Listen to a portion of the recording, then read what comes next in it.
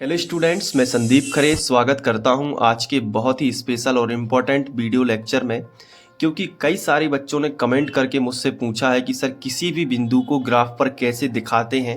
तो देखो यहाँ पे कुछ बिंदु लिए हैं मैंने, इससे आपका पूरा बेसिक क्लियर हो जाएगा। और ये यहाँ पे ग्राफ लिया हुआ है, तो आज आप सीख जाओगे। ये गणित का बहुत इंपॉर्टेंट पार्ट होता है और ये बेसिक भी आप समझ सकते हो, क्योंकि एग्ज़ाम में 1 से 2 नंबर आप इसके पक्के समझो। 1 से 2 नंबर आप को ये इसमें से फंसना ही है।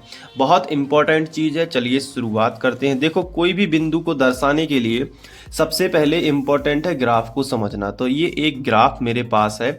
इससे अच्छा आप सबसे महत्वपूर्ण चीज़ है, ग्राफ कॉपी में आप ग्राफ बना सकते हो। तो ये जो पेपर मैंने लिया है ये ग्राफ पेपर है, ये कार्तीय तल इसे हम कहते हैं। इस पे मैं आपको सिखाऊंगा सबसे पहले कि ग्राफ कैसे बनाया जाता है। तो ग्राफ बनाने के लिए सबसे पहले ज़रूरत पड़ती है ग्राफ पेपर की और एक स्केल की।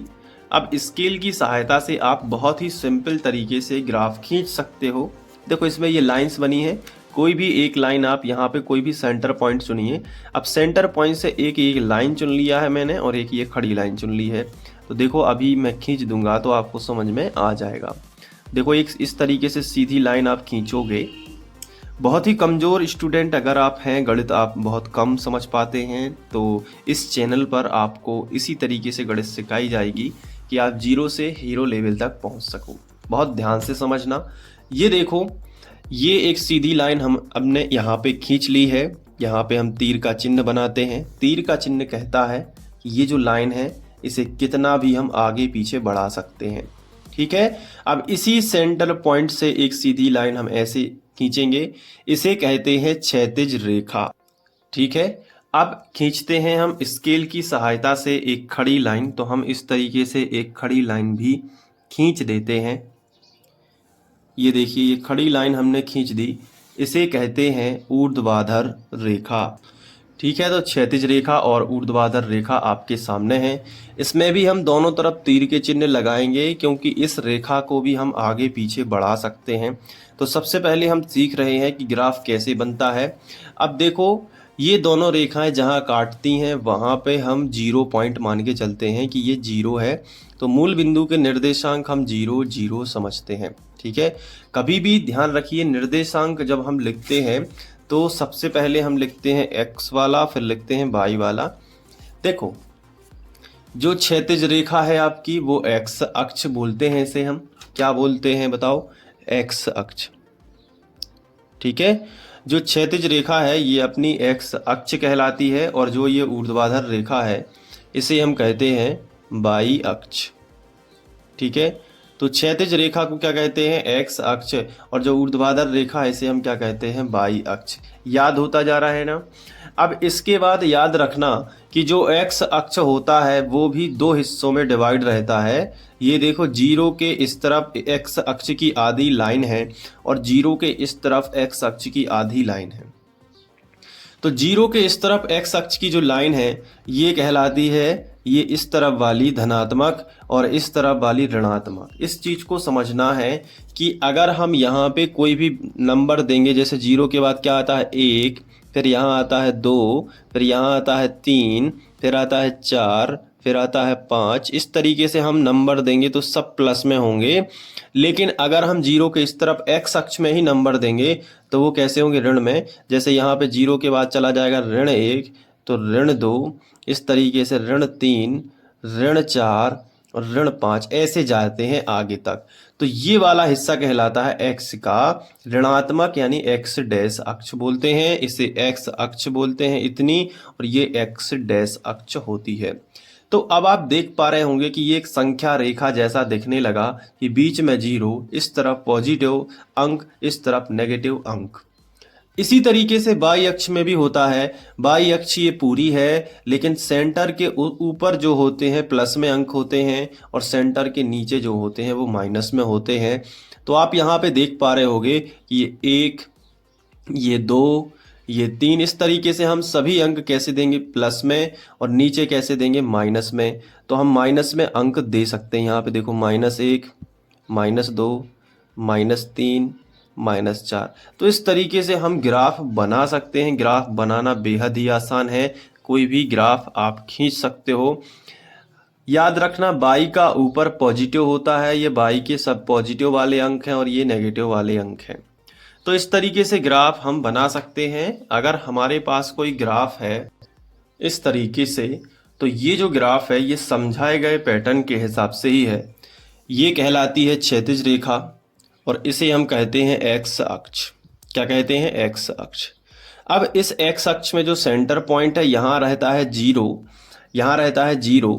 और आप देख रहे होंगे कि 0 के इस तरफ सभी मान कैसे हैं? धन में हैं, और 0 के इस तरफ सभी मान कैसे हैं? ऋण में हैं। इसी तरीके से ये जो लाइन है ये ऊर्ध्वाधर रेखा कहलाती है, और 0 के ऊपर ये पूरा बाई अक्ष के धन के अंक हैं और 0 के नीचे ये पूरे बाई अक्ष के ऋण के अंक हैं। अब थोड़ा और आगे समझते हैं। ये एक्स अक्ष है, ये एक्स डैश है, ये कहलाती है बाई पॉजिटिव यानी बाई, और ये नीचे कहलाती है बाई ऋणात्मक यानी कि बाई डैश। अब इसमें जो होते हैं इस तरीके से, जब ये पूरा ये जो तालिका सी आपको दिख रही होगी, ये जो अलग कलर से है, ये पूरा तल ये 4 हिस्सों में डिवाइड हो जाता है। पहला हिस्सा, दूसरा हिस्सा, तीसरा हिस्सा और चौथा हिस्सा आप देख पा रहे होंगे।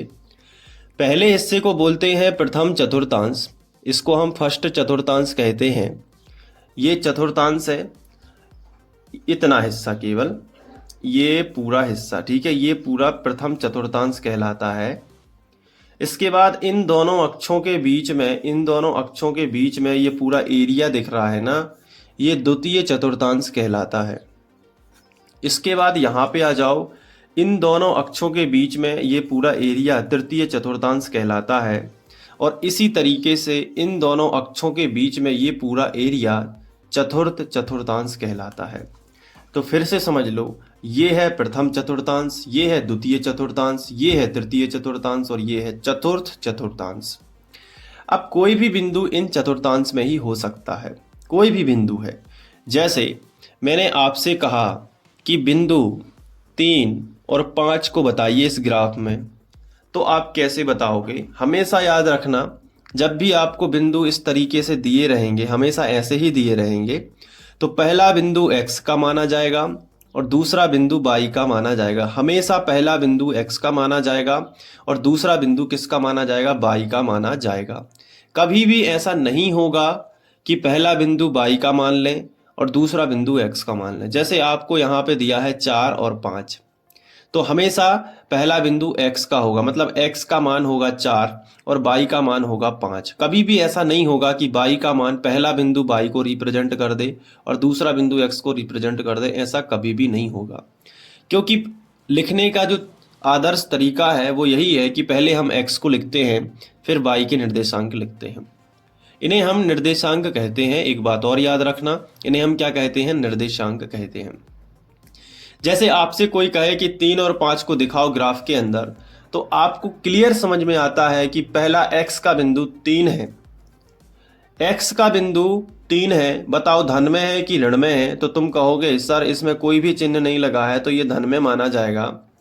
तो x के अंदर धन का 3 कहाँ मिलेगा? 0 के इस तरफ या फिर 0 के इस तरफ? बहुत सिंपल है, धन का 3 यहाँ पे है और ऋण का 3 यहाँ पे है, तो धन का 3 मतलब ये। तो ये वाला पॉइंट आप देख सकते हो कि ये 3 है।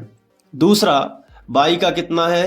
5 है, तो y अक्ष पे देखना पड़ेगा ना, x अक्ष पे 5 मत देख लेना, क्योंकि दूसरा जो निर्देशांक है वो y को रिप्रेजेंट करता है।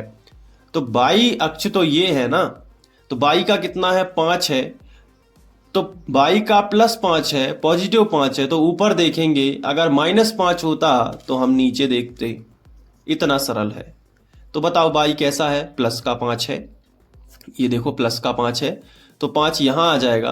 अब 3 और 5 बिंदु को ऐसा नहीं मिला सकते। 3 और 5 बिंदु को कैसा मिलाएंगे? 3 को हम ऊपर बढ़ाएंगे और 5 को हम आगे बढ़ाएंगे। ये दोनों पॉइंट जहां क्रॉस होंगे वही 3 और 5 बिंदु को रिप्रेजेंट करेगा, मतलब ये वाला। ऐसे मत मिला देना, इससे कोई कॉर्नर नहीं बनेगा। हमें चाहिए एक कॉर्नर, ठीक है? तो वो कैसे बनेगा? इसको आगे बढ़ाएंगे इस तरफ, ये इस तरफ। मतलब ये 3 यहाँ से आगे बढ़ेगा, 5 यहाँ से आगे बढ़ेगा, दोनों जहाँ टकरा जाएंगे वही बिंदु होगा अपना 3 और 5। क्लियर हुआ कि नहीं? तो इस तरीके से हम ग्राफ पर किसी भी बिंदु को दिखा सकते हैं। तो जो मैंने बिंदु लिए थे वो आपके सामने यहाँ पे रखता हूँ। पहला बिंदु है 2 और 4। चलिए इसको बताते हैं 2 और 4 कहाँ मिलेगा। बिंदु 2 कहाँ पे मिलेगा? देखो पहले तो देखते ही तुम्हें क्लियरिटी होनी चाहिए कि ये वाले निर्देशांक x का है और ये वाला किसका है? y का है। तो x के 2 यानी प्लस के 2 यहाँ पे मिलेंगे और y के कितने हैं? 4 प्लस के ही है तो ऊपर मिलेंगे।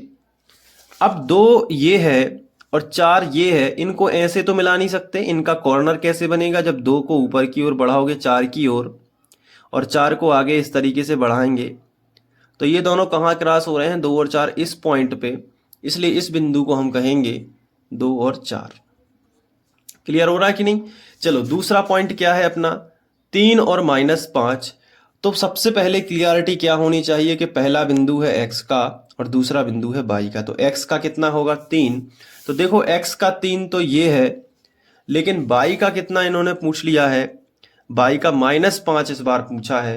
तो माइनस कहाँ मिलेगा? y अक्ष में, ये पूरी y अक्ष है। ऊपर मिलते हैं प्लस के तो नीचे मिलते हैं माइनस के, तो -5 ये है। अब ये देखो ये 3 है पहला बिंदु और ये है -5, इनको ऐसे तो मिला नहीं सकते। इसका बनेगा कॉर्नर, तो 5 को ऐसे मिलाएंगे 3 वाली लाइन तक और 3 को आगे बढ़ा देंगे। ठीक है, तो ये इस पॉइंट पे मिल रहे हैं। ये वाला बिंदु होगा अपना 3 और -5। क्लियर हुआ कि नहीं? बिल्कुल समझ में आ रहा होगा। इसी तरीके से हम बिंदु देते हैं ग्राफ में। जैसे तीसरा आपको देना है -4 और -2। दिमाग लगाइए इसमें, -4 और -2 कैसे बनेगा? तो मैंने यहाँ पे लिख लिया -4 और -2। सबसे पहले क्लियरिटी क्या होनी चाहिए? पहला बिंदु होता है हमेशा x का और दूसरा बिंदु होता है हमेशा y का। तो x का बिंदु है -4, कितना है? -4। तो x अक्ष पे -4 कहाँ मिलेगा? 0 के इस तरफ या फिर 0 के इस तरफ? कहाँ मिलेगा? 0 के इस तरफ, माइनस में है। -4 ये है, तो ये पॉइंट हमारी नजर में आ गया कि ये है। दूसरा पॉइंट है y का -2। तो y का -2 देखो, प्लस में y ऊपर होते हैं, प्लस के अंक, ये है y अक्ष पूरा। ठीक है, तो 0 के ऊपर वाले जितने भी हैं वो प्लस में हैं, लेकिन हमें प्लस में नहीं चाहिए, y का -2 चाहिए यानी ऋण में चाहिए, तो ये है नीचे। तो -4 ये है, -2 ये है। क्या इसको सीधा मिला दे? नहीं, इससे कोई कॉर्नर नहीं मिलेगा। तो इसको आगे बढ़ाएंगे इसी लाइन में, क्योंकि नीचे की तरफ है -2 और इसको ऐसे बढ़ाएंगे ताकि दोनों लाइन क्रॉस हो जाए। इस पॉइंट पे क्रॉस हो रही हैं, तो यहाँ पे आप लिख सकते हैं -4। पहले x अक्ष वाला लिखेंगे -4, फिर लिखेंगे -2। इस बिंदु के निर्देशांक होंगे। अगला है जैसे 0 और 4। इसमें कंफ्यूजन आपको हो सकती है, 0 और 4 तो कैसे बनाओगे? तो यहाँ पे लिख लिया 0 और यहाँ पे लिख लिया 4। तो सबसे पहले क्लियरिटी क्या होनी चाहिए कि पहला बिंदु हमेशा x का होता है और दूसरा बिंदु y का होता है। x का बिंदु ये है 0, तो बताओ 0 सबका कहाँ होता है? यहाँ। किसी का भी हो 0 यहीं पे होता है, चाहे वो x का हो चाहे वो y का हो, तो 0 तो यही है ना। तो y का कितना देखना है? 4। 4 कैसे है? धन में है कि ऋण में है? तो आप कहोगे सर धन में है, ऊपर जाओ, y अक्ष में धन के ऊपर यहाँ 4 मिलेंगे। अब 0 और 4 में कोई कॉर्नर नहीं बन सकता क्योंकि एक ही लाइन में है, अक्ष पे ही है। तो 0 और 4 में डार्क बिंदु किस पे रखें? इस पे रखें कि इस पे रखें? तो आंसर आएगा 4 पे रखो। संख्या पे हमेशा रखो, 0 का कोई महत्व नहीं है। तो 4 पे डार्क बिंदु बनाओगे और यहीं लिखोगे 0 और 4। क्लियर हुआ कि नहीं? तो इस तरीके से आप किसी भी बिंदु को ग्राफ पे दिखा सकते हो। ये है एक छोटा सा वीडियो जिसमें मैंने पूरी कोशिश की है कि आप कम टाइम में किसी भी बिंदु को ग्राफ में दिखाना सीखो। ये वाला खुद से कर लेना और आई होप आपको वीडियो पसंद आया होगा। अगर पसंद आया है तो फ्री ऑनलाइन कोचिंग पे और भी ऐसे वीडियोस आपको मिलेंगे। 9th 10th की गणित मिलेगी जहाँ पे आप विस्तार से बहुत सारी चीज़ें सीख सकते हो। साइंस, सोशल साइंस और बहुत कुछ PDF सब कुछ उपलब्ध है, वो भी बिल्कुल फ्री में, किसी भी तरीके का कोई पेड कोर्स नहीं। तो चलिए मिलते हैं चैनल में और नेक्स्ट वीडियो। अब इसको अच्छे से कंप्लीट कर लेना और आप ज़िंदगी में कभी भी नहीं भूलोगे।